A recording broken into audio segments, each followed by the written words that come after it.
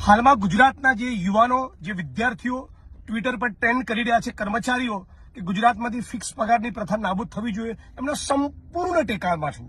Fix પગાર, outsourcing contract એ ગુજરાતના યુવાનો, બેરોજગાર યુવાનો અને કર્મચારીઓનું મહાભયંકર શોષણ કરનારી એક ગુલામીની સિસ્ટમ છે.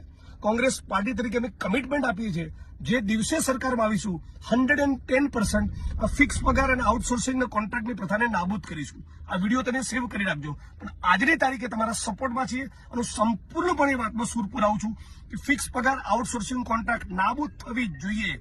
આપણા આ ગુજરાતમાં જેના વાઇબ્રન્ટ સ્વર્ણિમ હોવાની ડંફાસો મારે છે આટલા બધા મુખ્યમંત્રીઓ, તો ફિક્સ પગાર નાબૂદ કરો ને.